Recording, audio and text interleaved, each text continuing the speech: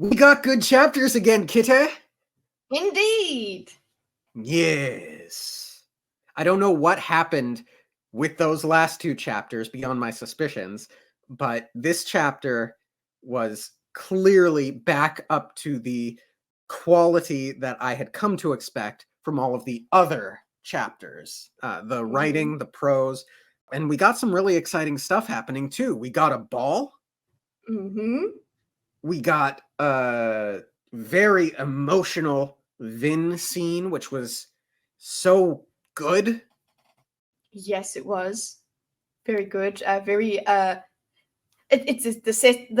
pays off. We know all of the turmoil that she was in, and then it's going somewhere. And we have, guess what we have? Mistborn in a dress. Yay! It was quite exciting. Yes. Now, hello and welcome to the No One Asked You podcast. For this particular series, I am joined by my wonderful co-host, ThatDarnKitteh. Kitty and I are both going into this story completely new with almost no knowledge of the story or world. Each segment, we intend to cover what happens in each new chapter and discuss our experience along the way. This is Mistborn Abridged, a blind read-through, and today we will be covering chapter 23. 23! You! Can you tell I've had coffee? No, not at all. Really? I feel like I'm being extra today. You're so extra. Yeah, you're so extra. Spoiler. Get used to that voice, folks. I really enjoyed this chapter quite a lot. I enjoyed it too. It makes me. It's the same. Look, I just wanted to keep reading in the bad chapters anyway. So, and when we say bad, it's like bad for Brandon Sanderson. Okay, that's not very bad. Which at is all. Still well above. Yeah. So average. Yeah, well but our notes, or Dorcas's first note to me was good chapters again. Like after our last recording. So yeah, very exciting, and I just want to get reading. I guess that's my usual. That's still a good thing, no matter what. I'm just like, let's continue reading. I can't wait for the next thing. Tell me what's happening in the next thing. That's what reading's about. That's what stories are about. Well, then let's do it, Kiteh. That's good. I sleep but a few hours each night. We must press forward, traveling as much as we can each day. But when I finally lie down, I find sleep elusive. The same thoughts that trouble me during the day are only compounded by the stillness of night. And above it all, I hear the thumping sounds from above, the pulsings from the mountains, drawing me closer with each beat. Well, that's ominous. Very. That's the deepness. The deepness is physically having some effect on him. Yes. And he's got this, he's basically just living in this anticipation of confronting something. Yeah. As a person who has insomnia from time to time, I appreciate how frustrating it can be to lie awake at night with the silence and the stillness and all of the anxieties of my day or what I am anticipating the next day. What I'm saying here is I had a lot of empathy for the Lord Ruler in this moment. Yeah. And he's not just confronting the next day. He's confronting, I suppose, the end of the world. So it is what the real weight of the world on his shoulders. And he gets more and more tired, but you're so exhausted you can't sleep. That is quite a thing. That's a thing I've experienced. So yeah, definitely relatable. And you're just like, whew. Yeah, I want him to get to the fighting, but I want him to defeat the thing. This thing is formidable and scary. Yes, I very much feel like I am ready to know what happened there. Yeah, please. Yeah, we need to get there. He's getting there. The anticipation is killing me now, actually, as well. I'm not sleeping. Yeah. I need to. Another thing I wanted to ask is, how do you think this relates to the chapter? Ooh. I would say that the confrontation between Vin and Elend in this chapter is something that is weighing on Vin tremendously. And she goes on and thinks about how the conversation with Dachshund, she just has not been able to let it go. Yeah. And she just has all of these feelings building up inside her that end up erupting, for lack of a better word, this chapter. So I think that might be the connection. Yeah, for me, yeah, that or at is. least how I'm connecting it. Yeah, I dig that connection. It makes sense. Yes. Speaking of, and I expect you to answer that question in a moment, Kitteh. Speaking of exploding, I want to say that I did have a very strong visual in my mind from reading this of a Mount Doom-esque mountain and this shockwave, this pulsing, invisible, but you can see it, barrier emanating from this mountain. And on my first read through of this, I had briefly thought from the words above it all and thumping sounds from above, I had imagined that they were underground, but I don't actually think that's the case. Now it's your turn, Kitteh. How do you think that this epigraph connects to the chapter? Exactly the way you do. Definitely the whole thing of having something way down on you, certain kind a conversation or whatever, keeping you up, keeping you awake in terms of Vin. And then also just we are being drawn closer and closer to the inevitable clash that is going to happen in this book. So you can put it into a sort of meta thing of just we have these pulses of this story that, like, okay, we have our own battle that we're moving towards, and it's drawing us closer and closer. So we can look at it in that way. But the more immediate connection definitely is with having this sense of having things weigh down on you and eventually just having to explode. Love it. Mm-hmm. Absolutely love it. Let's get into our incredible performance of this scene. This episode is going to be a treat for you folks. I hope. Listen, we know that fans hate it when people butcher their characters, so we are very sensitive to that here. Mm-hmm. They say that the deaths of the Gaffney brothers were a retaliation for the murder of Lord Entrone. Lady Cliss said quietly. Behind Vin's group, the musicians played upon their stage, but the evening was growing late and few people danced. Lady Cliss's circle of partygoers frowned at the news. There were about 6 of them, including Vin and her companion, one Milan Davenport, a young heir to a minor house title. Cliss, really? Houses Geffenry and Tekiel are allies. Why would Tekiel assassinate 2 Geffenry noblemen? Why? Indeed. Cliss said, leaning forward conspiratorially, her massive blonde bun wobbling slightly. Cliss had never displayed much fashion sense. She was an excellent source of gossip, however. You remember when Lord Entrone was found dead in the Tekiel Gardens? Well, it seemed obvious that one of House Tekiel's enemies had killed him.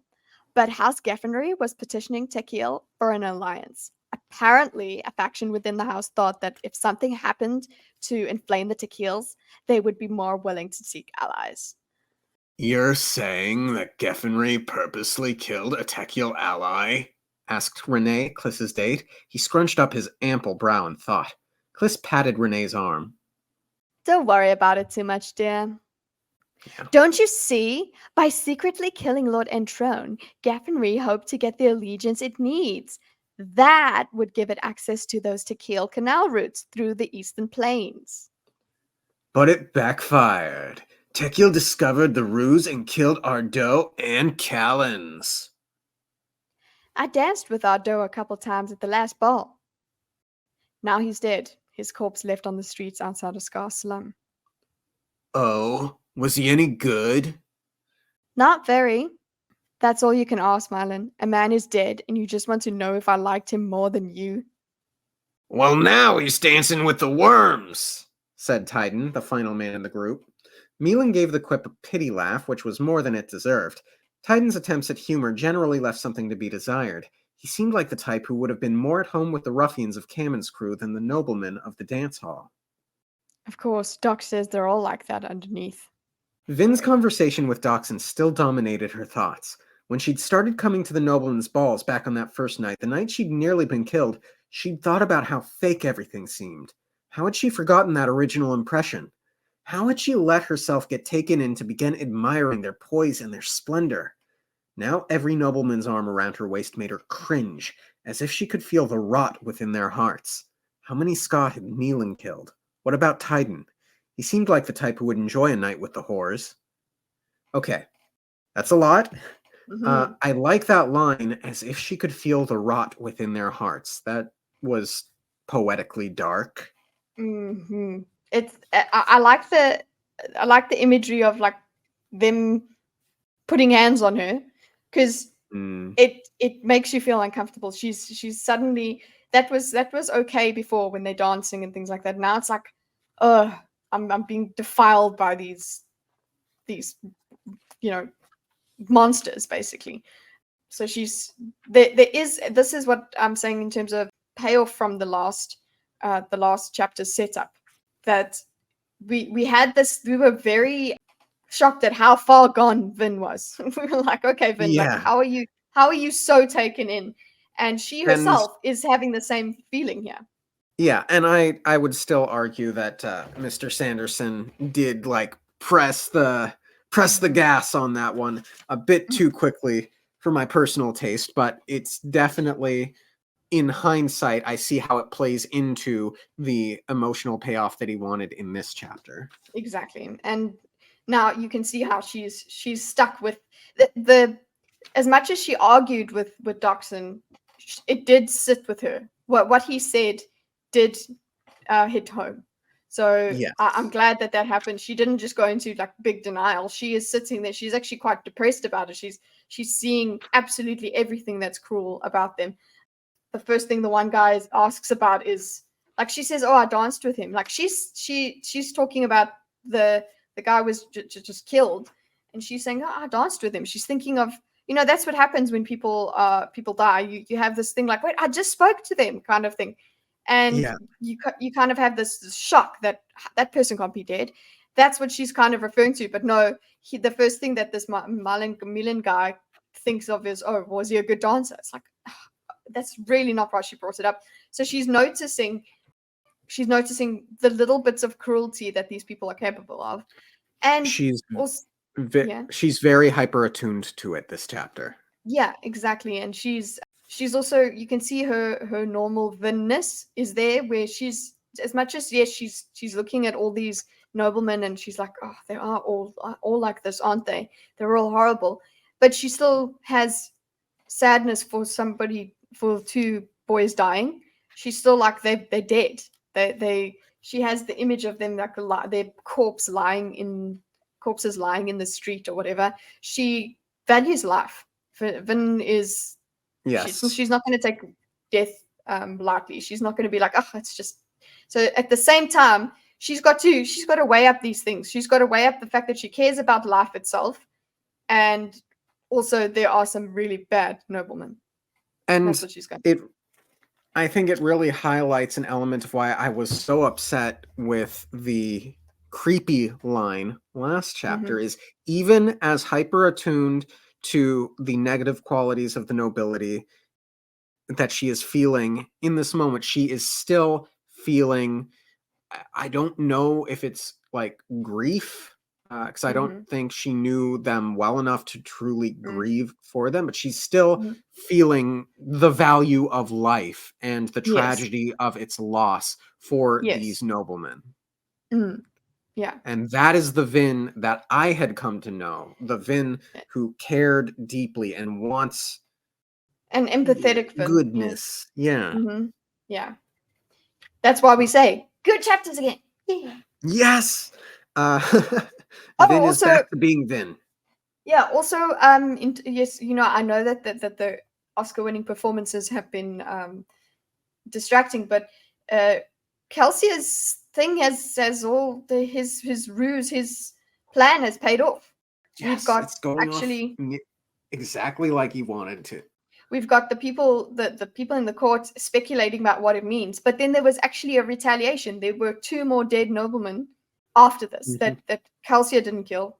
or maybe he did, or I don't know. No, he's been away. So the houses have taken the bait. The chaos has been sown. Look at him go. So Yes. we're getting the payoff, all the payoffs. And it's, I gotta say, a quite daring assassination to kill two Geffenry brothers when we know for a fact that Cruz Geffenry is a Mistborn. Yeah, exactly. It's like, okay, well, that's a choice. Were you messing with that? Okay, that's great. We want that. We want them to be heightened. But still she played along. She had finally worn her black gown this evening, somehow feeling the need to set herself apart from the other women with their bright colors and often brighter smiles. However, she couldn't avoid the others' company. Vin had finally begun to gain the confidences her crew needed. Kelsier would be delighted to know that his plan for House Tekiel was working, and that wasn't the only thing she had been able to discover. She had dozens of little tidbits that would be of vital use to the crew's efforts. So, at this point, I'm thinking, okay, she's getting quite practiced at this if she can now distinguish what is important versus what is less important. Yeah, exactly. And just a little note, she's wearing her black dress. She's kind of in mourning as well. Like it really she wants to set herself apart because she's kind of like, oh wait, I am not like the rest of these horrible noble people. So somehow she has this feeling that she needs to set herself apart because she's reminded that, oh yeah, they are different. They are as cruel. Well, they are, most of them. The positions that they're in is something to be criticized. So she's kind of leaning into that a little with the way that she's dressed. Yes. One such tidbit was about House Venture. The family was bunkering down for what it expected to be an extended house war. One evidence of this was the fact that Elend attended far fewer balls than he once had. Not that Vin minded. She thinks that, but I think she minds. She minds. Yeah. It all comes back to this crush of hers. When he did come, he generally avoided her, and she didn't really want to talk to him anyway. Memories of what Doxson had said made her think that she might have trouble remaining civil toward Elend. Melin! Are you still planning on joining us for a game of Sheldry tomorrow? Of course, Renee. Didn't you promise that last time? I'll be there. Something came up last time. And it won't come up again. You know we can't play unless we have a fourth man. If you're not going to be there, we could ask someone else. Ugh. Melin sighed, then held up a hand, sharply gesturing to the side. The motion caught Vin's attention. She had only been half listening to the conversation. She looked to the side and nearly jumped in shock as she saw an obligator approaching the group. So far, she'd managed to avoid obligators at the balls. After her first run-in with a high prelin some months ago and the subsequent alerting of an inquisitor, she'd been apprehensive to even go near one. The obligator approached, smiling in a creepy sort of way. Perhaps it was the arms clasped before him, hands hidden inside the gray sleeves. Perhaps it was the tattoos around the eyes, wrinkled with the aging skin. Perhaps it was the way his eyes regarded her. It seemed like they could see through her guise. This wasn't just a nobleman. This was an obligator. Eyes of the Lord Ruler, enforcer of his law. The obligator stopped at the group. His tattoos marked him as a member of the Canton of Orthodoxy, the primary bureaucratic arm of the ministry. He eyed the group, speaking in a smooth voice. Yes? Melin pulled out a few coins. I promise to meet these two for Sheldry tomorrow, he said, handing the coins to the aging obligator. It seemed to Vin like such a silly reason to call over an obligator. The obligator, however, didn't laugh or point at the frivolity of the demand. He simply smiled, palming the coins as deftly as any thief. I witness this, Lord Melin. Satisfied? Melin asked of the other two. They nodded. The obligator turned, not giving Vin a second glance, and strolled away. She released a quiet breath, watching his shuffling form. They must know everything that happens in court. If nobility called them over to witness things this simple. The more she knew about the ministry, the more she realized how clever the Lord Ruler had been in organizing them. They witnessed every mercantile contract. Doxson and Renault had to deal with obligators nearly every day. Only they could authorize weddings, divorces, land purchases, or ratify inheritances of titles. If an obligator hadn't witnessed an event, it hadn't happened. And if one hadn't sealed a document, then it might as well not have been written. So, couple this with what we get close to the end of this chapter, it's really hard to imagine the nobleman as that much better than the Ska, truly. Yeah, in terms of their ability to rebel. Much more comfortable lives, but in terms of limited, in terms of oppression, in terms of their options, very limited. Yes. Literally, and this is part of their lives. They are in the system. They're using the system. So they have the obligator there. They're using it as a social thing between them. They all buy into it. It's not like they ignore the, These the Lord folks ruler. certainly buy into it. They don't realize that they're in a cage because the cage is nice and shiny. Now, Yeah. Lord Venture, I think, is aware, especially because he has paid attention to legends and myths of things that might be able to stop the Lord Ruler, to new Yeah. metals. Venture seems like a guy that understands the situation. He's not just easily placated and just okay, just keep him in the shiny cage, he'll be fine. He's thinking a lot more. And I like that the frivolity of this. Literally, he's saying like he's promised to do this normal social thing, and he uses an obligator for it. It just shows how entrenched the system is. So Exactly. Yeah, I like that. And they're always there over every little thing. And they're there to take, and they know every little thing. It's like, oh, I know. We're talking about Cliss being able to know the gossip, but they know everything, like everything that's going on.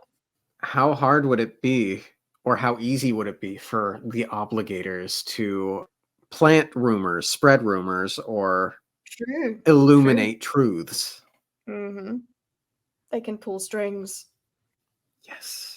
Vin shook her head as the conversation turned to other topics. It had been a long night, and her mind was full of information to scribble down on her way back to Felice. Excuse me, Lord Millen, she said, laying a hand on his arm, though touching him made her shiver slightly.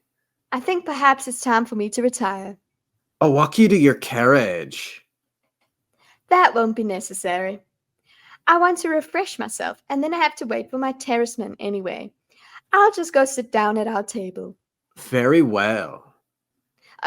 Go if you must, Villette, but you'll never know the news I have about the ministry. What news?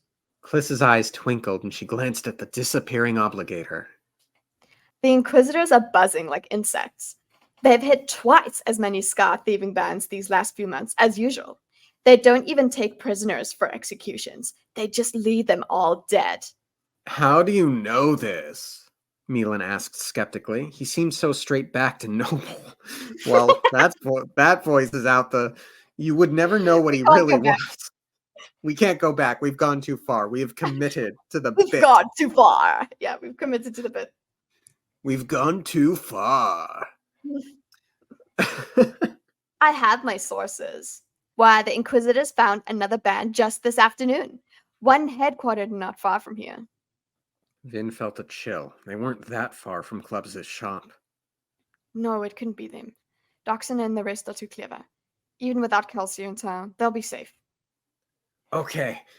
I'm worried. That's exactly what I said. I was like, no. It could definitely be them.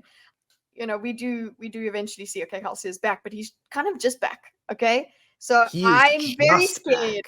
I'm very scared for the next chapter. I haven't even glanced there. So I'm scared to go there because I'm like, who's died? What happened? Because he put that there for us. He put that there on purpose. It is too subtle. It is so subtle. It is glaring. I seriously fear that we are going to open up on the next chapter and they're going to walk in and find the place like it was Kammen's. Yeah, that's what I'm so scared of, because I'm just like, it's too much. And then we carry on with the rest of the chapter, and it's easy to just go, oh well, everything's fine. You leave this behind. But I'm still very, very. I know that's what I'm looking for, and I will be relieved if it's not. But yeah, look, well done, Mr. Sanderson. It has been a while since the Kammen thing happened. It has been a while since the Krennic Shaw thing happened. It is due. We are due. Meta, this is Yeah. I'm scared. Yeah. But we don't know. We don't know. That's it. There's nothing more in here that helps us. But yeah, she says they'll be safe. So you know what? We agree. We hope. We hope you're right, Vin.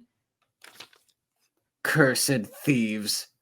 Damn ska don't know their place. Isn't the food and clothing we give enough of a theft from our pockets? It's amazing these creatures can even survive as thieves. I can't do an accent and a voice. That's just I too much. loved that. I thought that was Okay. good. Okay, well you can keep that there. Can you go back? I don't want to do it again. Said Carly, Titan's young wife, in her normal purring voice. Can't imagine what kind of incompetent would let himself be robbed by Scar. Titan flushed, and Vin eyed him with curiosity. Carly rarely spoke except to make some jab against her husband. He must have been robbed himself. A scam, perhaps? Filing away the information for later investigation, Vin turned to go, a motion that put her face to face with newcomer to the group, Shan Alario. Now, this was actually funny. This little interaction here made me chuckle. Because I imagine her, like, the he's right behind me, isn't he? Moment where the person is just like looming over them. That's what I imagined. Is she's just standing there, like breathing down her neck. She doesn't notice. She just turns. like, yeah. And it's And you made think even of funnier in a Yeah. moment when she tries to like maneuver around her. Brandon Sanderson is so excellent at getting in some really comedic physical humor into this story. Yeah, the visual of it, because and also you remember that I think of Vin is small and she's this tall looming woman. She's like a supermodel kind of, and then there's Vin that because she would probably just be confronted by these boobs, like. Sorry, There are worse things to be confronted by. Yeah. Oh, great! Now, and speaking of being worse things to be confronted by, I don't know how I'm gonna do Shan again. I don't remember how I did it. Okay. All of my voices have been so consistent, so Yeah, the pressure's on for you, Kitteh. yeah. It's all very serious what we're doing here. Ellen's former betrothed was immaculate, as always. Her long auburn hair had an almost luminous sheen, and her beautiful figure only reminded Vin how scrawny she herself was. Self-important in a way that could make even a confident person uncertain, Shan was, as Vin was beginning to realize, exactly what most of the aristocracy thought was the perfect woman. The men in Vin's group nodded their heads in respect, and the women curtsied, honored to have their conversation joined by one so important. Vin glanced to the side, trying to escape, but Shan was standing right before her. Shan smiled. Lord Mylan. It's a pity that your original date this evening took sick. It appears you were left with few other options. Milan flushed, Shan's comment expertly placing him in a difficult position. Did he defend Vin, possibly earning the ire of a very powerful woman? Or did he instead agree with Shan, thereby insulting his date? He took the coward's way out. He ignored the comment. Lady Shan, it is a pleasure to have you join us. I understand why Vin would consider it the coward's way out, but is it the coward's way out, or was it the best? It's the best way out. It really is. Yeah. It seems cowardly because he's not confronting anything. He's not taking any sides. But it seems it's the best way. It's the least offensive thing he could do. I think so. And in this time of looming house war and deaths are already happening, you don't want to piss off the second biggest house, I think, is Alario. You definitely that was not an option. Saying like siding not siding with her was like going against her was not an option. That was never an option. I'm skeptical that anything between Vin and Milan, I'm skeptical Milan would have gone further with Vin. Maybe not. We don't get into Milan's feelings of Vin in this episode, but also I think that a real Lady Valette might have understood the situation. It's certainly not an attractive quality. You want someone who's going to stand up for you, but I think there is that understanding that this is Shan Alario. Yeah, both of them have to. That is what nobody can question her. or call her out for her on her bullshit, really, on her bitchiness. She gets what she wants. She can do whatever she wants, and both Vin and Milan are they're underneath her. They can't. They have very limited moves that they can make. Yeah. And I like that. I like that the hierarchy, showing her throwing her weight around, and just seeing how everyone reacts to her as well. Like, she's big stuff. Indeed. Shan said smoothly, eyes glittering with delight as she regarded Vin's discomfort.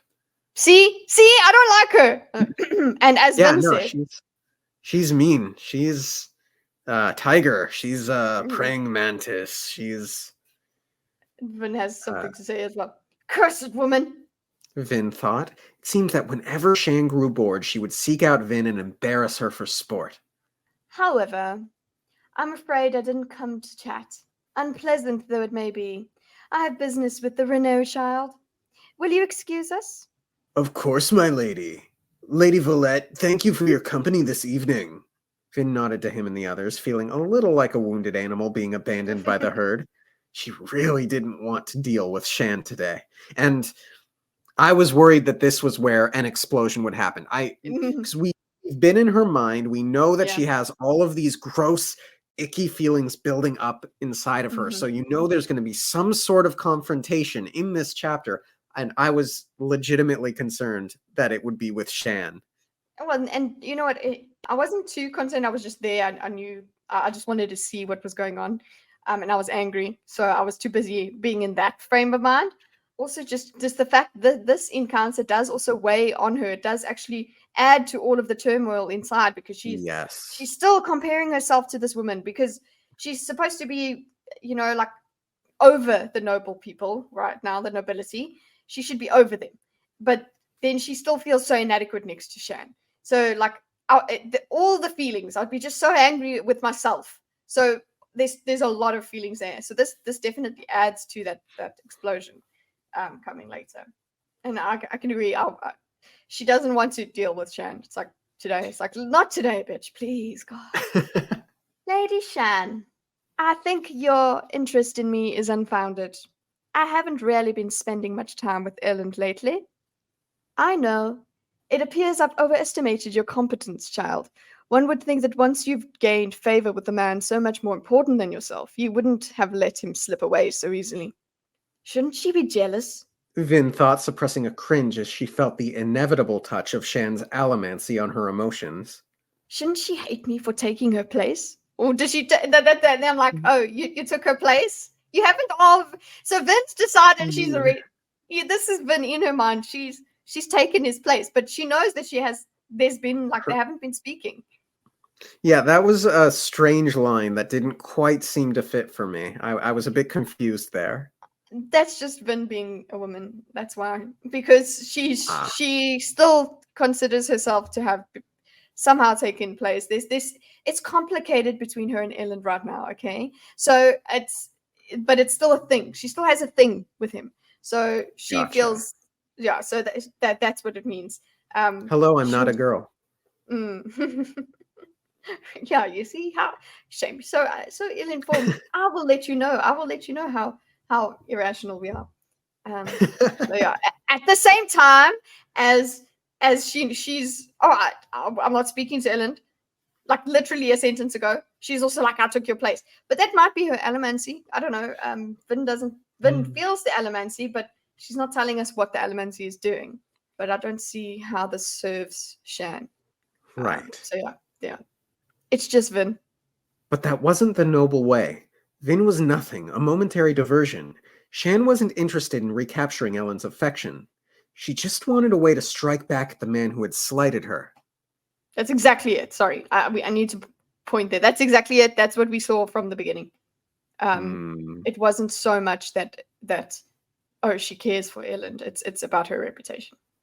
Yeah, look, I've tried to be defensive of Lady Shan in the past several, however many episodes, but this one, she's not great. She's cruel. Yeah. And so, but cruel, but so polite at the same time, in terms of she just says the things, you're just like, you can't really confront any of it. Okay. A wise girl would put herself in a position where she couldn't make use of the only advantage she has. If you think any other important nobleman will ever pay any attention to you, then you are mistaken. Ellen likes to shock the court, and so, naturally, he chose to do so with the most homely and lumpish woman he could find. Take this opportunity. You shall not soon find another. Vin gritted her teeth against the insults and the allomancy. Shan had obviously made an art out of forcing people to take whatever abuse she saw fit to deliver. Now, I require information regarding certain text Ellen has in his possession. You can read, can't you? Vin nodded curtly. Good.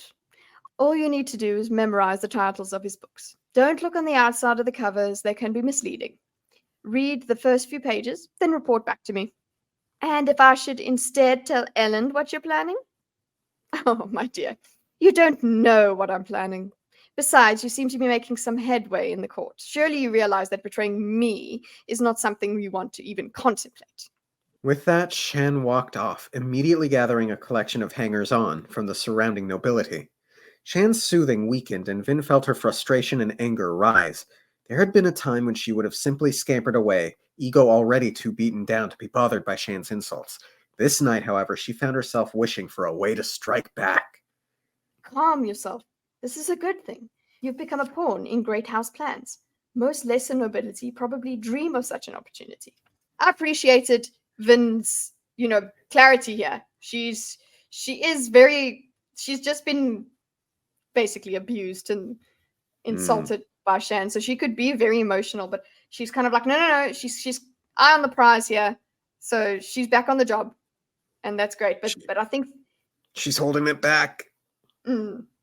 Yeah, she's put it all together. She did get very mean, and so that's why I'm saying, like, this took a toll on her, this emotional thing, so she absorbs it. Cool, we going. She's gone to the next level, and then something else comes to her. So she just was not prepared for this at all. No. She sighed, retreating toward the now empty table she had shared with Milan. The ball this evening was being held at the marvelous Keep Hasting. Its tall round central keep was attended by 6 auxiliary towers, each set off from the main building a short distance and connected to it by wall-top walkways. All 7 towers were set with winding, curving patterns of stained glass. The ballroom was at the top of the wide central tower. Fortunately, a system of ska-powered pulley platforms kept noble guests from having to walk all the way to the top. That's gotta be tough. Yeah, that's ska-powered. Like, these are people! They're people! Yeah. I imagine something like hamsters on a wheel. Yeah, exactly, yeah. Or they're just pulling or whatever. The point is it's labor, and it's just so that they don't, the stairs. It's a lift, okay? It's an elevator powered by humans. That's nice. The room itself wasn't as spectacular as some Vin had visited. Just a squarish chamber with vaulted ceilings and colored glass running around the perimeter. Funny how easily one can become jaded. Perhaps that's how the noblemen can do such terrible things. They've been killing for so long that it doesn't unsettle them anymore. It's probably part of it. Yep. I was about to comment on how jaded she is, but she knows exactly how jaded she is. She's like, oh, whatever. Yeah, I guess this hall's pretty. Because remember, just compare that to the way she looked at the glass ceilings the first ball. It was like that she wanted to get a better view of them, at her first ball. And now she's just like, yeah, okay, it's not that great. So very sad sort of thing. And then she can see that, yeah, okay, I suppose nobility go through the same sort of thing. So they're just, oh, look how cruel they are. They don't even notice. So she's really feeling all of these feelings deeply. This is in the front of her mind. Everything is being seen through this lens of nobility bad. Yes. She asked the servant to go fetch Saza, then sat down to rest her feet. I wish Kelsey would hurry up and get back.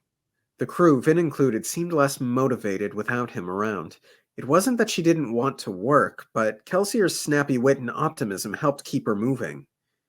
That felt important to me. I don't know that I have too much to say on it, but it stuck with me. Kelsier is he feels all of this. People seem that they carry on doing what they're supposed to, but he is a source of energy for everybody, it seems like.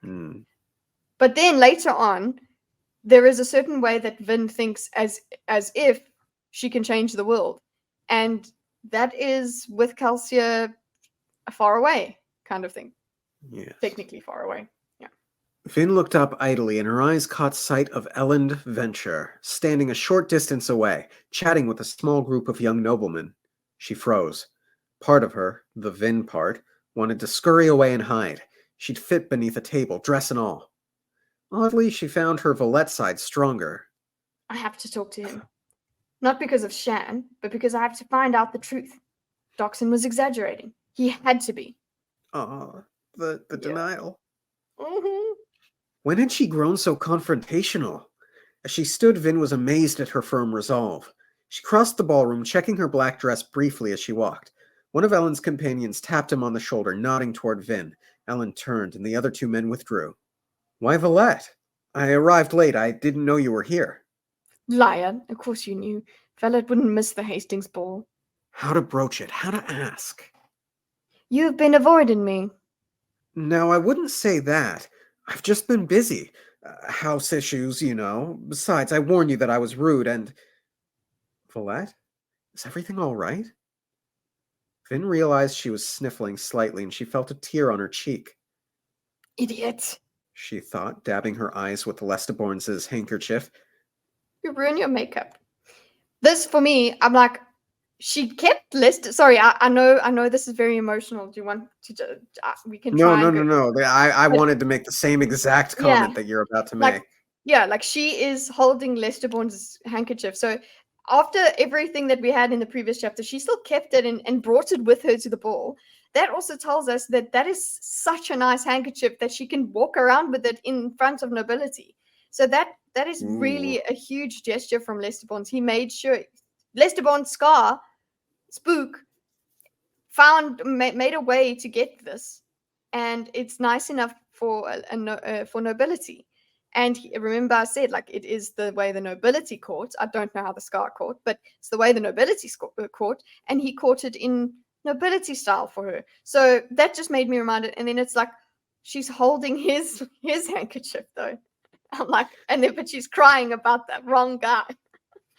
Look, we know that City Ska can get paid. We know Clubs presumably gets paid because he has a shop. So I like to imagine that Lestiborn's saved up for a very nice handkerchief.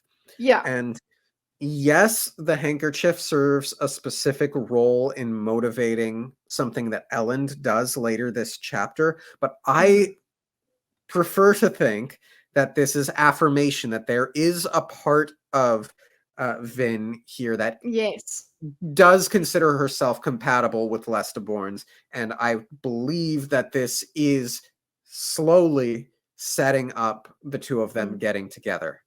Yeah, I don't say this because I ship them. I say it because I believe it. I think so for me, I don't feel too much that she thinks she's compatible. It's that she even considers him.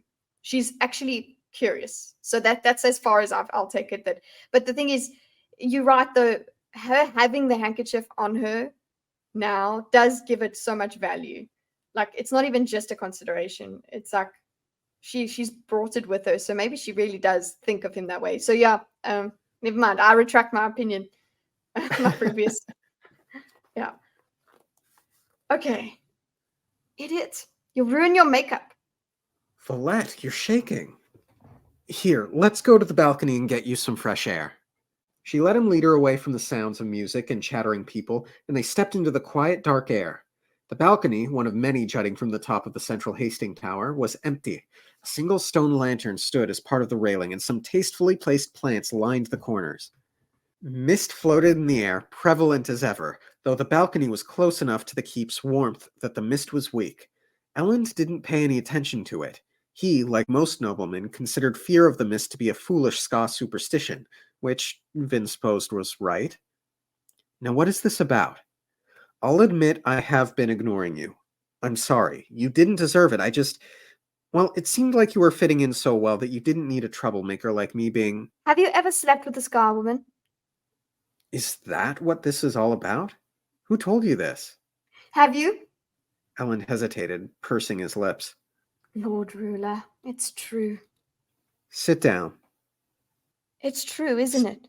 You've done it. He was right. You're all monsters. He laid a hand on Vin's arm, but she pulled it away, only to feel a teardrop drip down her face and stain her dress. She reached up, wiping her eye, the handkerchief coming back colored with makeup. It happened when I was 13. My father thought it was time that I became a man. I didn't know they were going to kill the girl afterward, Follette. Honestly, I didn't. And after that? How many girls have you murdered, Ellen Venture? None. Never again, Volette. Not after I found out what had happened that first time. You expect me to believe you? I don't know.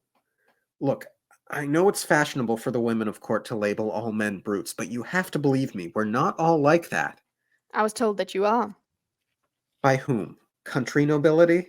Volette, they don't know us. They're jealous because we control most of the canal systems, and they might have a right to be. Their envy doesn't make us terrible people, however. What percentage? How many noblemen do these things? Maybe a third?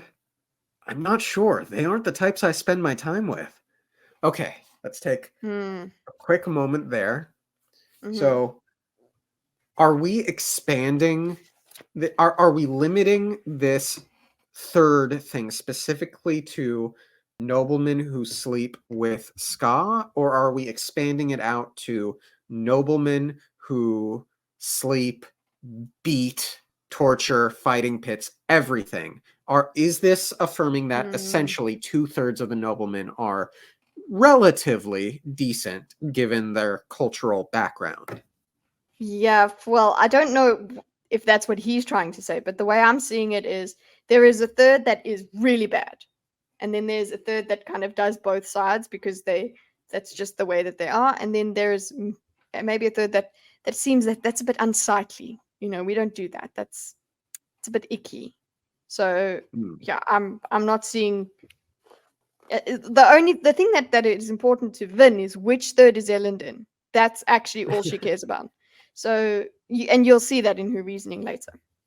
Gotcha. And yeah, what do you think is? Yeah, I know what you like. I know what you mean. You're trying to gauge whether we're talking about these things. What does these things mean? The scar killing? Yeah. Right. All the same, she wanted to believe him, and that desire should have made her more skeptical. But looking into those eyes she had always found so honest, she found herself swayed.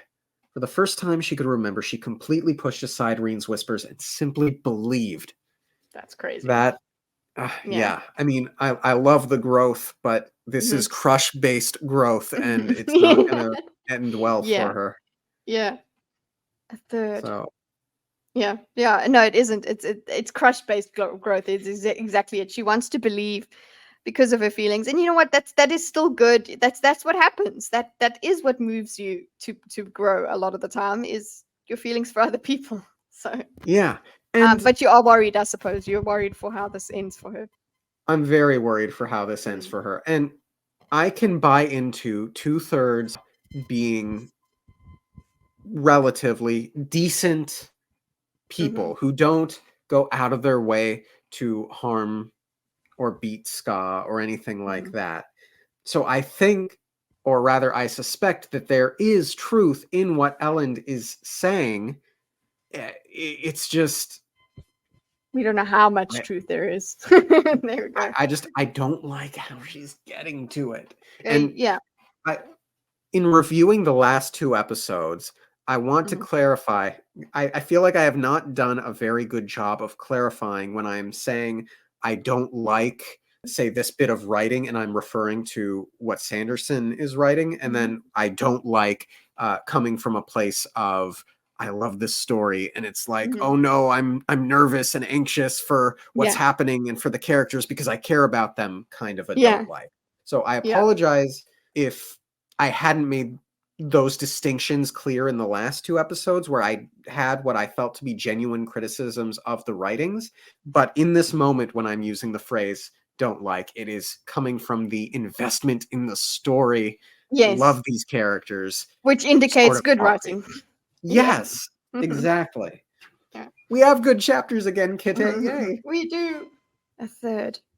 So many. But that's better than all of them. She reached up to dab her eyes, and Ellen eyed her handkerchief. Who gave you that? A suitor. Is he the one who's been telling you these things about me? No, that was another. He said that all noblemen, or rather all Luthadel noblemen, were terrible people. He said that court women don't even consider it cheating when their men sleep with Scar whores.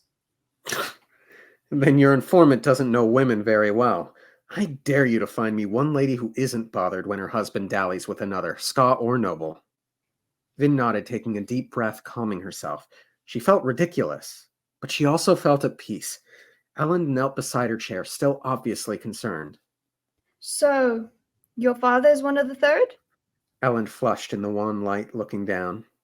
He likes all kinds of mistresses. Ska, noble, it doesn't matter to him. I still think about that night, Follette.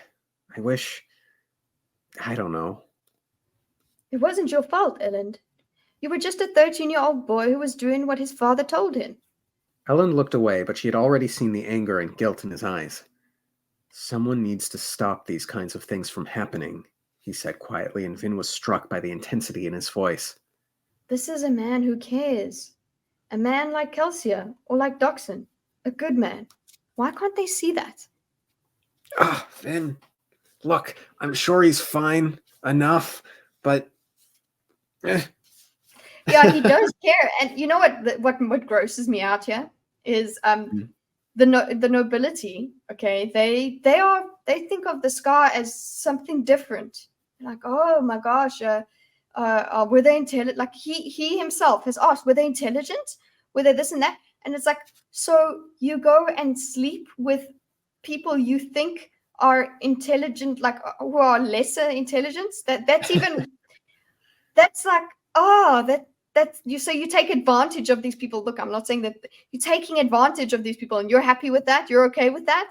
Like, yes, it is not true. We know it's not true, but to them, it's true. So it should be abhorrent to them to think of doing that with them. Oh, so I think that, yeah. No, go on. I think there is a percentage of the court that would be, for the wrong reasons, they wouldn't do these things. So you know what, they would, because they're so racist, they stay away. They're like, oh my god, that's so gross, you know, like that sort of thing. Yeah.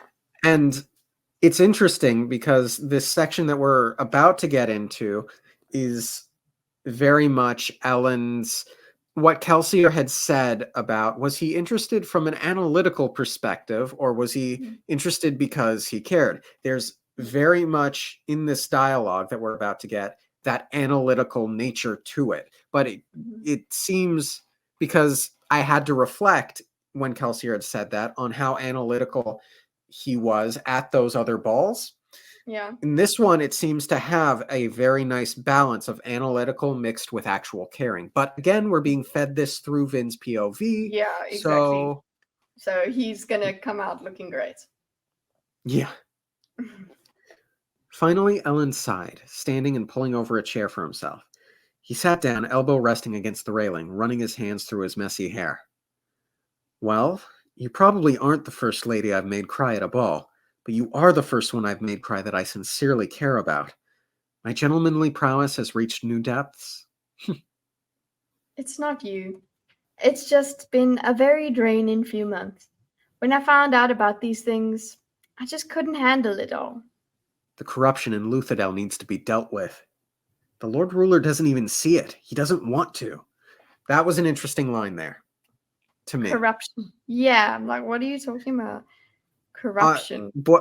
What I mean specifically is, we say revolutionary tendencies, and that had, especially given the influence of what Kelsier and the crew are planning, meant to me overthrowing the Lord Ruler. But the way he says the Lord Ruler doesn't even see it, he doesn't want to, suggests to me that Elend doesn't necessarily intend to overthrow the Lord Ruler. He certainly doesn't think that the Lord Ruler isn't a god, or at least there's nothing to suggest that he disbelieves that. I think Elend doesn't... I think Elend believes that the Lord Ruler is good, or he's generally moral. He just doesn't see it happening.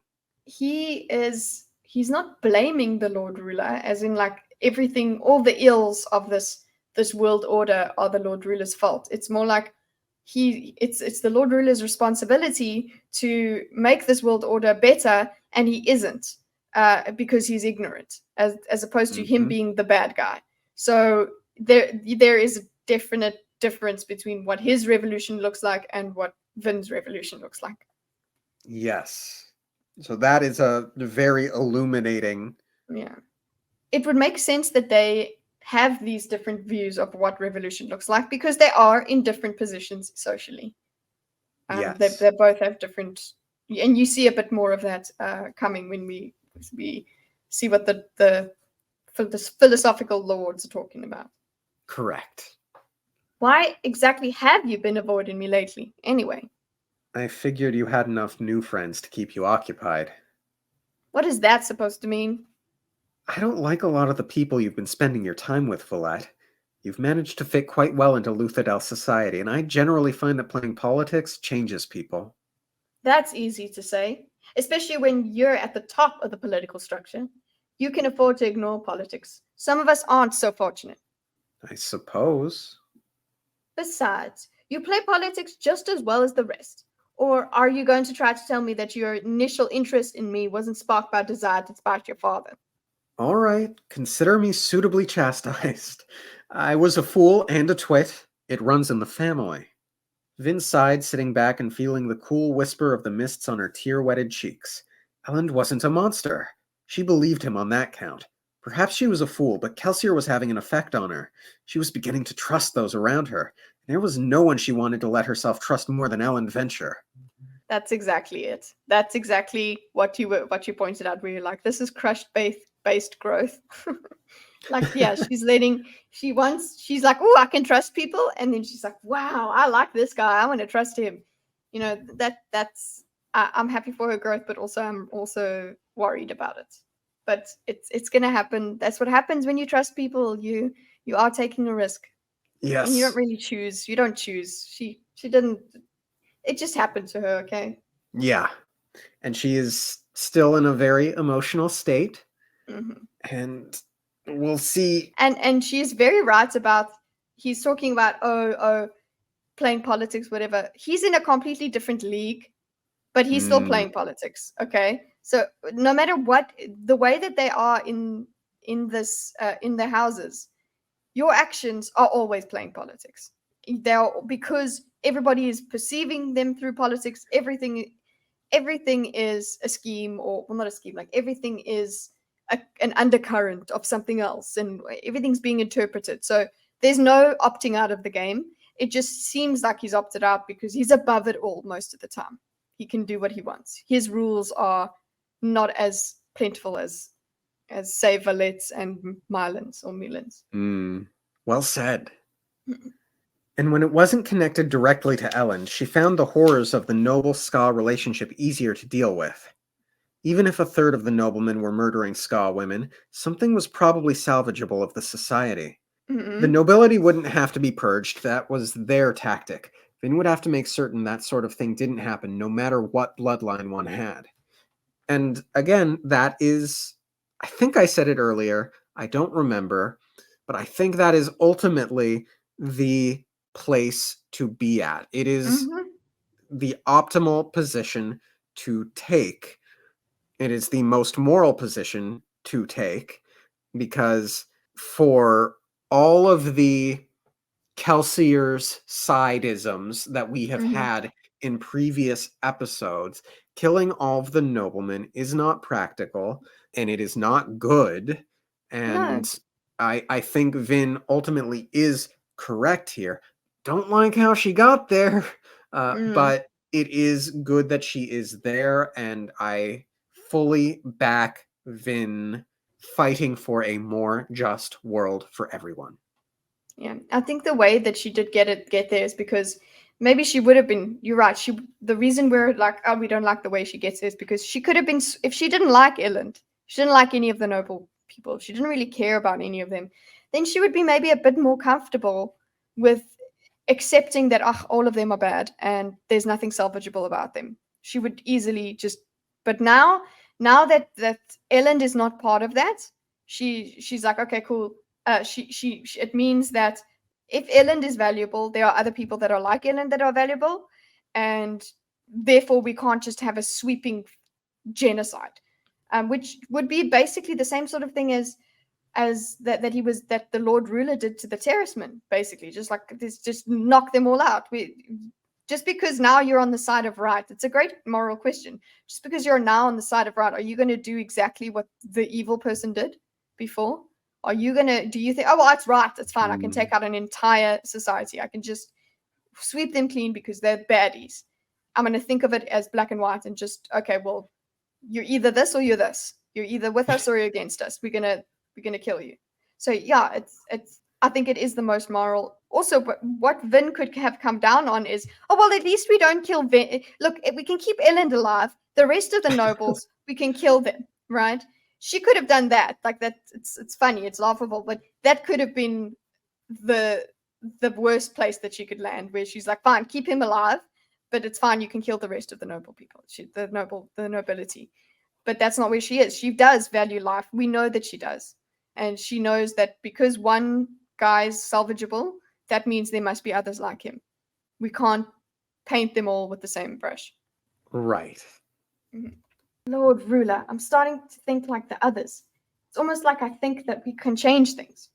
So this is also, sorry, just going back to another thing that we said earlier, where, look, Calcia isn't there. They do seem to be waning in energy, but everybody is thinking, because of Calcia, that they can change things. Yeah, there's a certain degree of optimism. Mm-hmm. She glanced across at Elend, who sat with his back to the curling mists beyond. He looked morose. I brought out bad memories. No wonder he hates his father so much. Elend, they're just like us. What?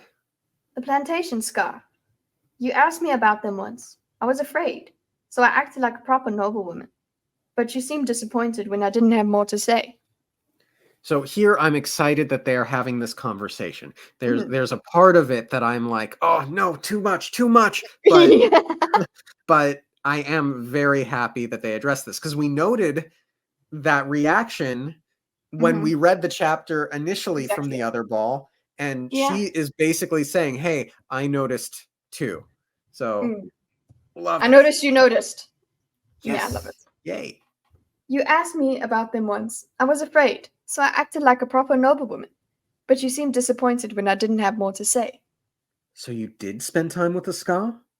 A lot of time. Too much, if you ask my family. That might be why they sent me here. I knew some of the Ska very well. One older man, in particular.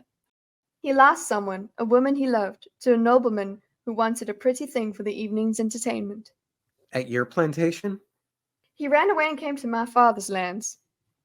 And you hit him? Runaway Ska are supposed to be executed. I kept his secret. I didn't know him for very long, but... Well, I can promise you this, Elend.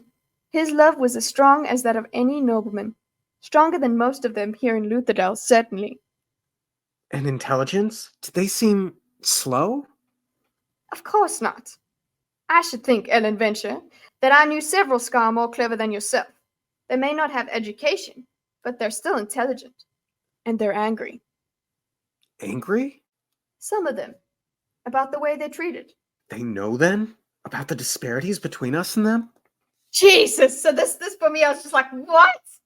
Like, they know? Like, they are this dumb? Is it? Like, this is his... So he's excited to find out that they're different. That they aren't what has been told to him. I'm happy that he's excited to find that out, and he's like, it's like it's confirmation, because he was suspecting it, but it blows my mind that this is a revelation to him. Like, look, it's very well written. Good that he's asking the questions. Yes, it is. It blows my mind, because it's just like, yeah, that's how his perception is. That's how far off he is. That it's like, oh, were they slow? Like, he has to ask these questions because that's what he's been told. Listen, that's what he's been told. It's insane. How could they not? Which is, for me, what's the question as well. How could they not know? How stupid are they told that Ska people are? Like, wow. Okay. Yeah. How could they not? Vin said, reaching up to wipe her nose with the handkerchief, but she paused when she noticed how much makeup she had rubbed across it. Here, Ellen said, handing her his own handkerchief. Tell me more. How do you know these things? They told me. They trusted me. I know that they're angry because they would complain about their lives. I know they're intelligent because of the things they keep hidden from the nobility. Now, there's an important subtle thing here, I think. Vin's very good at lying. Mm-hmm. There's no element of... There's no prose suggesting, oh shit, I have to think of a lie, or anything like that. She just, goes into it so smoothly. Yeah, she is trusting the man by telling him this. Yes. She's not thinking about the consequences of this at all. She's very excited as well, I think, she wants to tell him these things. This is the conversation she wanted to have initially. Yes. Like what? Like the underground movement network. Scar helped runaways travel the canals from plantation to plantation. The noblemen don't notice because they never pay attention to scar faces. And this is where we're getting into the part where I'm like, maybe don't say that. Yeah. Bring it back. Calm down. Let him ask you questions. But she's like, oh, I'll tell you all about it. He's like, look, I'm sure he is more or less trustworthy, but there are other things you could say than saying that. Well, I think that does fit with her story that the plantation, this runaway plantation imaginary, who's actually Dachshund, this runaway plantation man that came to her plantation, she found out about him but kept his secret. Like, it does work that she's saying that works with the whole explanation she's given for Dachshund. Gotcha. So it works, but then it is way too much anyway. Like, it's unnecessary for her to be talking about it. And for me, I think, because it's dangerous. If the wrong person hears that, Valette, will be getting some visits from some obligators, I think. Yeah, she's reckless. And she is from a minor house. The obligators could just find it like, no, we just got to get rid of this small nuisance over here. Nuance. But another thing I wanted to say was, a lot of this for Erland is confirmation of suspicions. So it's not like new information exactly. Some of it is, but I do think a lot of it is something he would suspect. And now he's getting confirmation, and it's amazing to get it from somebody else, basically unsolicited, in terms of she brought this to his attention. Yes, he's asking questions, so solicited. But she started the revolution conversation, if you know what I'm saying. Like, yes. She dropped the proper noble person. I keep saying noble person. The proper nobility talk. She did that. So he's excited. Interesting. Plus, there are thieving crews. I figured that those Scar must be fairly clever if they're able to hide from the obligators and the nobility, stealing from the great houses right beneath the Lord Ruler's nose. Yes, I know. I wish I could meet one of them to ask them how they hide so well. They must be fascinating people. Now, I can understand him not being able to meet a plantation Ska because he lives in the city, but why can't he walk down to a slum and ask? Why can't he go to a Ska shop and ask? Well, what can he say? Hi, what's it about? I don't know, but what kind? I don't know what kind of interactions noblemen have with Scar. I guess it would be frowned upon. Yeah, he would have to be in disguise. He would have to but who's going to get him those clothes? You know, he's a celebrity too. Yeah, exactly. The dramatic irony is beautiful to me because he's like, I wish I could meet one. And he's talking to one. He is. Yes. But yes, what you were thinking about was, well, he could come, if he was so invested in finding out the truth, he could do some elaborate thing. Right, like he could say he wants to purchase something from a Ska shop, a gift, and he needs to like give feedback on it or something, and he could use that as an excuse to talk to a Ska. Now, in that imaginary scenario, it's a tough position for the Ska, who wouldn't be able to answer honestly, of course, but it's this idea that he can't speak to any Ska. I know it doesn't say any, but it suggests any. And any Interesting. acceptable interaction between a nobleman like him and Scar, it would not reveal these things to him. And you know what? There is a risk that he would want to meet someone from a thieving group, but that would probably not end well for him. And Agreed. he would not want the reputational damage of having been scammed by Scar. That's And because add on. No, you finish. If the nobility are over here thinking that the Scar are not intelligent at all, and then they scam a nobleman who's supposed to be the height of intelligence, that's a very shameful thing. That we've had that earlier from the other character talking about it, giving her husband crap. I don't remember the specific line, but do we know if the raid that nearly took Ellen's life was done by the Ska or a rival house? I don't remember, but I think it was a rival house. Interesting. Okay. Well, either way, we'll insert reference here. Something to think on. Go back and look at it later. Vin almost spoke further, but she held her tongue. I've probably said too much already. You're fascinating too, Valette. I should have known better than to assume you've been corrupted by the rest of them. Perhaps you'll be able to corrupt them instead.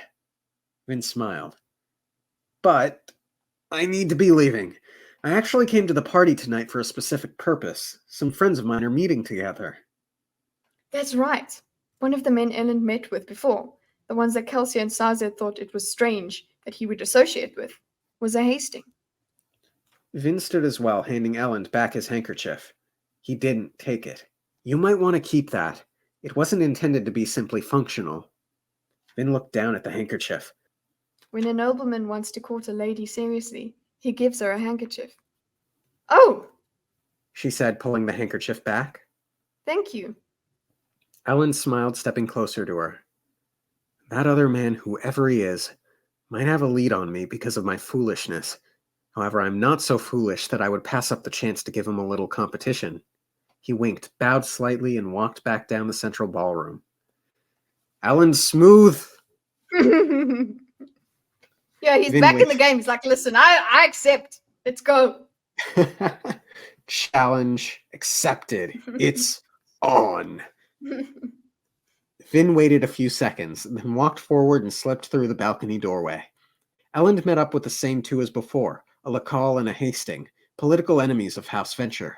They paused for a moment, then all three walked toward a stairwell at the side of the room. Those stairwells only lead to one place. The auxiliary towers. Mistress Valette? Vin jumped, turning to find Sazed approaching. Are we ready to go? Vin moved over to him quickly. Lord Ellen Venture just disappeared down that stairwell with his Hastings and Lacalle friends. Interesting. And why would... Mistress, what happened to your makeup? Never mind. I think I should follow them. Is that another handkerchief, Mistress? You have been busy. Sazed, are you listening to me? Yes, Mistress. I suppose you could follow them if you wish, but you would be fairly obvious. I don't know that it would be the best method of gaining information. I wouldn't follow them overtly. I'd use allomancy, but I need your permission for that. Good on Vin for waiting for the permission. Good girl. I see. And how is your side? It's been healed for ages.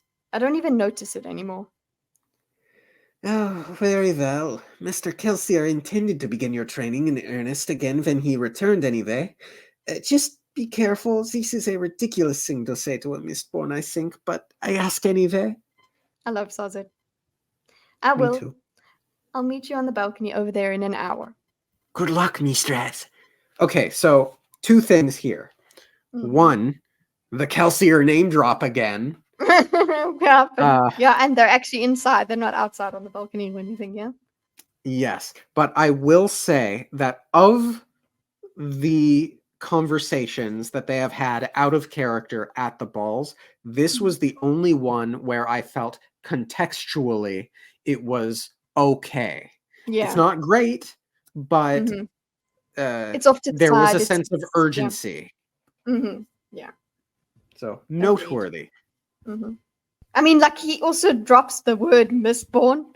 Like, that would also have been like, what? But yeah, you know, we just hope nobody heard. And it Yep. seems like nobody did. We're not really given any indicators that somebody heard. I mean, look, I'm beginning to doubt that anything will come of that, although I did imagine Shan listening in to the conversation or trying to listen in to the conversation on the balcony. I don't think anything will come of the Sazed Vin out of character exchanges. Yeah. Vin was already rushing back toward the balcony. She stepped around the corner, then stood before the stone railing in the mists beyond, the beautiful swirling void. It's been far too long, she thought, reaching into her sleeve and pulling out a vial of metals. She downed it eagerly and got out a small handful of coins. Then, blissfully, she hopped up onto the railing and threw herself out into the dark mists. Tin gave her sight as the wind flapped at her dress. Pewter gave her strength as she turned her eyes toward the buttress-like wall running between the tower and the main keep. Steel gave her power as she threw a coin downward, sending it into the darkness. She lurched in the air. The air resistance fluttered her dress, and she felt like she was trying to pull a bale of cloth behind her, but her allomancy was strong enough to deal with that. Ellen's tower was the next one over. She needed to get onto the wall-top walkway that ran between it and the central tower. Vin flared steel, pushing herself up a bit higher, then flung another coin into the mists behind her. When it hit the wall, she used it to shoot herself forward. She slammed into her target wall just a bit too low, folds of cloth cushioning the blow. She managed to grab the lip of the walkway above. An unenhanced Vin would have had trouble pulling herself up onto the wall, but Vin the Allomancer easily scrambled over the side. She crouched in her black dress, moving quietly across the wall-top pathway. There were no guards, but the tower ahead of her had a lit sentry post at its base. Can't go that way, she thought, glancing upward instead. The tower appeared to have several rooms, and a couple of them were lit. Vin dropped a coin and catapulted herself upward, then pulled against a window mounting and yanked herself over to land lightly on the stone window ledge. The shutters were closed against the night, and she had to lean close, flaring tin to hear what was going on inside. I intuit a lot of love from Brandon Sanderson in how he writes this Mistborning. The architecture, the blissfulness, the mists. I think this is very passionate Sanderson writing. Also a note about the Mistborning. Vin, like, just a tiny little detail of her just undershooting, like having to scramble a little bit because she's out of practice. I appreciated that as well. But she's still having such a great time and being free again. You know, I love having her in this environment again. But also, isn't it so great and symbolic that she's actually doing it in her valet dress? She's Mistborn. Yeah. Because remember, we were talking about the Mistborn cloak or whatever being who she is. Now she's running around in this noblewoman's dress and Mistborning in a noblewoman's dress. So all these different parts of her are still part of her. Okay, anyway. Yes. Laws always last well into the night. We'll probably have to pull double duty. Guards. Vin thought, jumping and pushing against the top of the window. It rattled as she shot up the side of the tower. She caught the base of the next window ledge and pulled herself up. Don't regret my tardiness, a familiar voice said from inside. Elend. She happens to be far more attractive than you are, Teldin. A masculine voice laughed. The mighty Elend Venture, finally captured by a pretty face. She's more than that, Justice. She's kind-hearted. She helped scar runaways on her plantation. I think we should bring her in to talk with us. Not a chance. Look, Elend, I don't mind if you want to talk philosophy. Hell, I'll even share a few drinks with you when you do. But I'm not going to let some random people come join us. I agree with Teldin. 5 people is enough. See now, I don't think you're being fair.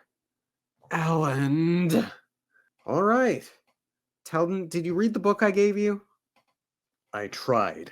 It's a bit thick. But it's good, right? Good enough. I can see why the Lord Ruler hates it so much. Radelavin's works are better, more concise. I don't mean to be contrary, but is this all we're going to do? Read? What's wrong with reading? It's a bit boring. Good man. I chuckled. Mm-hmm. Like it's kind of like a little cut, so you see them and then you cut to Vin's face like, good man. Boring? Gentlemen, these ideas, these words, they're everything. These men knew that they'd be executed for their words. Can you not sense their passion? Passion, yes. Usefulness, no. We can change the world. 2 of us are house heirs. The other 3 are second heirs. Someday we'll be the ones in charge. If we put these ideas into effect, fairness, diplomacy, moderation, we can exert pressure on even the Lord Ruler. The 5th voice snorted. You might be heir to a powerful house, Elend, but the rest of us aren't as important. Telden and Justice will probably never inherit, and Kavir, no offense, is hardly that influential. We can't change the world. We can change the way our houses work. If the houses would stop squabbling, we might be able to gain some real power in the government, rather than just bow to the whims of the Lord Ruler. So, going back to what I was saying earlier, he doesn't intend to overthrow the Lord Ruler. That's not the kind of rebellion he has planned. He just wants taxation with representation. He wants a say in the government. Yeah, but that is revolutionary from where he's standing, of course. Yes. But yeah, and you'll see the different nuances of this group. It's not that they're not all the same. They don't all have the same passion that Elend has. Actually, they don't have the same motives, even though they are somewhat rebellious. Yeah, they are. Yeah. So Elend here really seems to be a merging of both Marius and Enjolras. Oh yeah. Okay. Yes, agreed. I know you haven't or aren't familiar with Les Mis, at least as much as I am.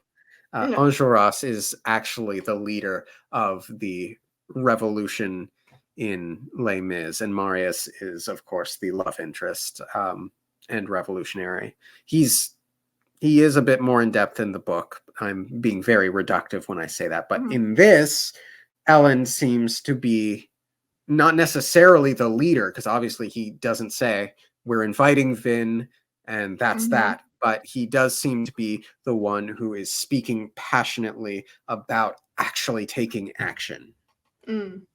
Yeah, it seems like there are at least a few people in this group that are like, yeah, cool, we can talk about it, but it's really, yeah, cool, we can just be comfortable, we can make ourselves feel better about talking about this stuff. We're not actually going to do anything. Yeah. Every year the nobility grows weaker. Our ska belong to the Lord Ruler, as does our land. His obligators determine who we can marry and what we can believe. Even our canals are officially his property. Ministry assassins kill men who speak out too openly or who are too successful. This is no way to live.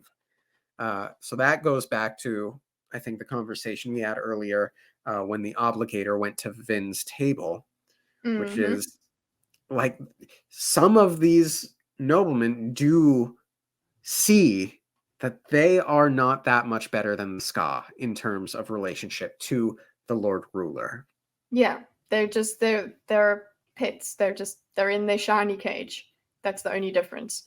And also, it's quite interesting that the nobility finds itself weaker when we have had indications that the nobility is overstepping a little bit in where the Lord Ruler is concerned. They are actually trying to build up strength. So it's great to see the different perspectives. I don't feel like everyone's going to have the truth.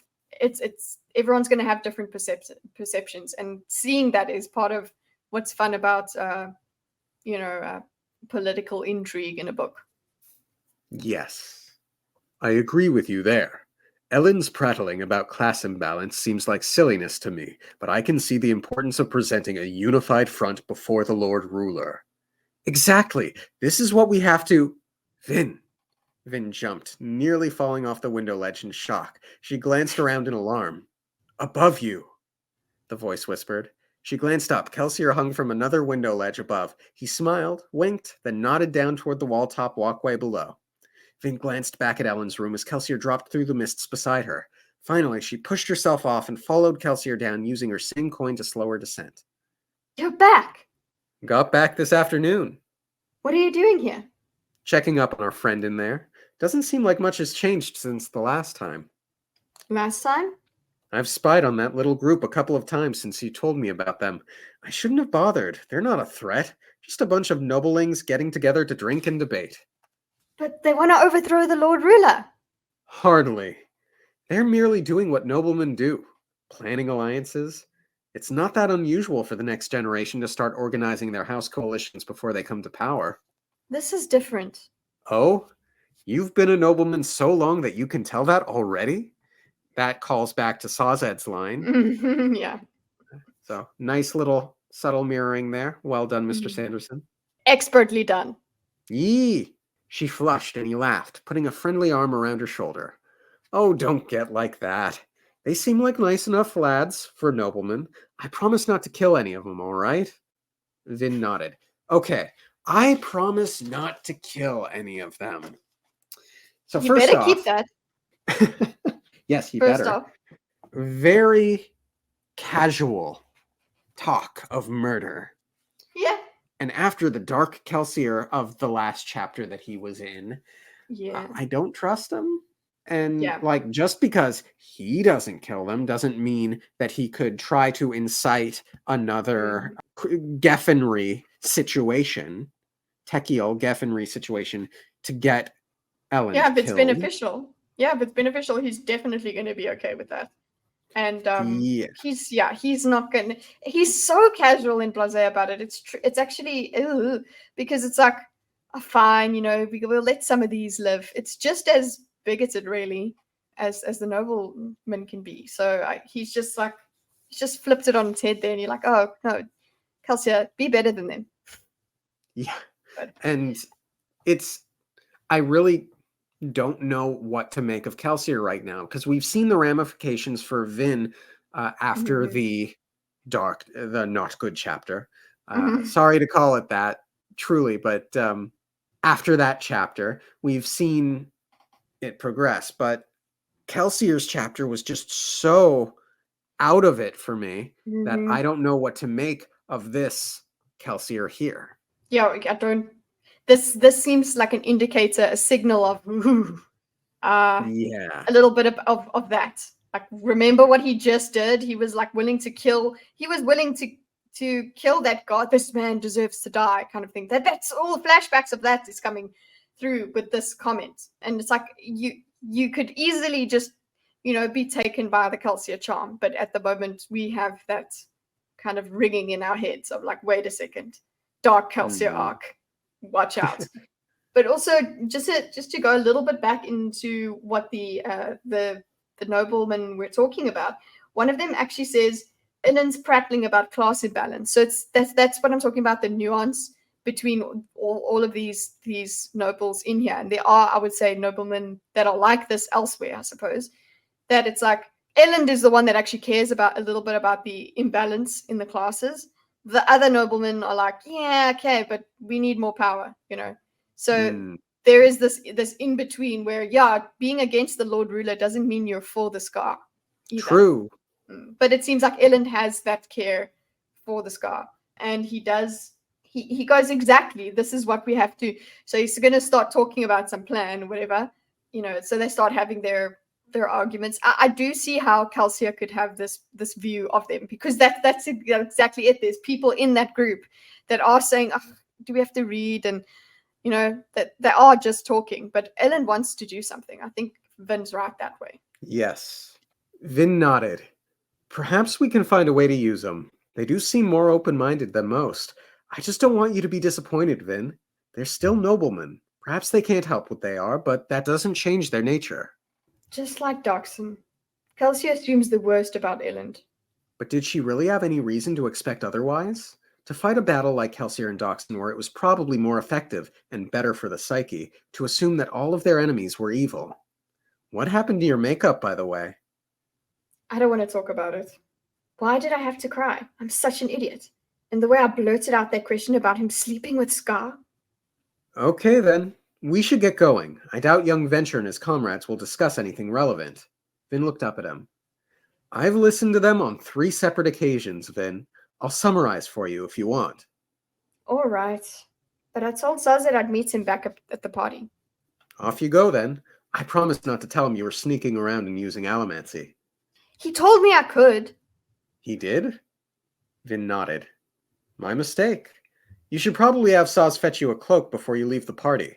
You've got ash all over the front of your dress. I'll meet you back at Clubs' shop. Have the carriage drop you and Sazette off there, then continue on out of the city. That'll keep up appearances. Okay, so... I'm going to finish the chapter. Vin nodded again and Kelsier winked and jumped off the wall into the mist. Okay, so first off, I did like the... I rushed through that, didn't I? No, it's cool, it's cool. I really did like the back and forth little bit about, he told me I could, he did, moment. That was very cute. And then, Yeah. oh god, they're going to Clubs' shop. Oh, Yeah, man. no, the mention of Clubs' shop there was like a needle through my eyeball. I was like, no, I'm scared. I'm What's scared. going to happen in the next chapter? I am dreading it. But we want to both just like finish the recording right now so we can go and read. So I'm like, let's do this. Yeah. Oh gosh. We've got good chapters again, and that makes me happy. Very good. Anything else? Yeah, and we're very scared for the next one.